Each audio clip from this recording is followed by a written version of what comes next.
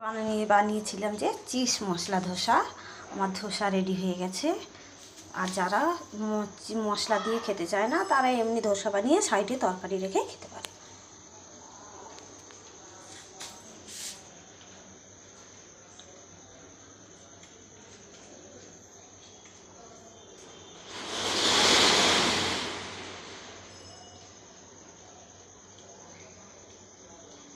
তাওয়া বসিয়ে দিয়েছি। তাওয়ার মধ্যে দিয়ে দেবো একটু সাদা তেল, তার মধ্যে দেবো একটু সাদা জিরে, আর এখানটা আমি কেটে রেখেছি রসুন বড় এক কোয়া, একটা পেঁয়াজ, দুটো পেঁয়াজ দিয়ে দেবো এর মধ্যে, ভেজে নেবো হালকা করে।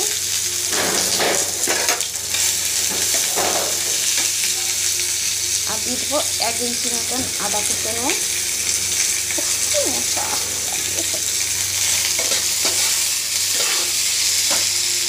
আর যে ছাড়িয়েছিলাম রসুনগুলো সব কটা রসুন ভালো করে ভাজবো না।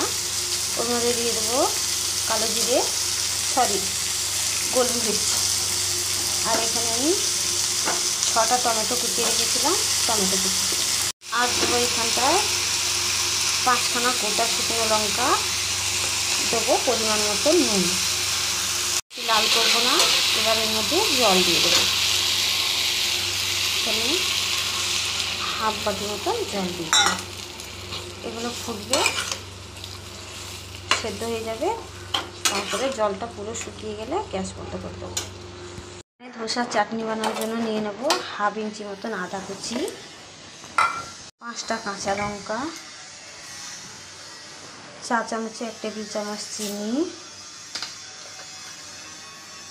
পরিমাণ মতো নুন, আর ওই 4 টেবিল চামচে 2 চামচ ওই যে ভেজে রেখেছিলাম ওই ছোলারটা। আর দেবো নারকেল কোড়া। সামান্য একটু জল দেবো, জল দিয়ে বেটে আনবো। আমার শুকিয়ে গেছে। এবার মিক্সিতে নিয়ে নেবো। দিয়ে দেবো সামান্য একটু নারকেল কোড়া, নুন তো আগে দিয়েছিলাম, 1 চামচ চিনি, আর 1 চামচ ছোলার ডাল ভাজা। এতে জল দেবো পরিমাণ মতন, দিয়ে মিক্সিতে বেটে আনবো। চাটনি সব বেটে নিয়ে এসেছি। এবার আমি তড়কা লাগাবো। এর মধ্যে দিয়ে দেবো সাদা তেল,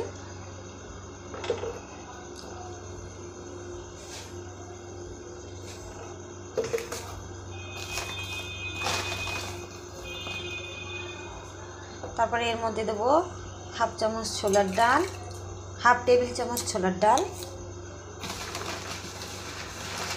আর দেবো 1/2 টেবিল চামচ বিউলির ডাল।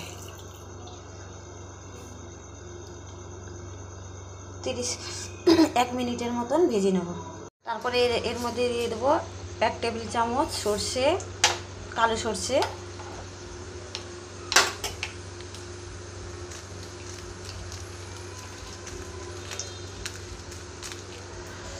তারপরে দিয়ে দেবো 7টা শুকনো লঙ্কা। গ্যাস অফ করে কারি পাতা দিয়ে দিয়েছি।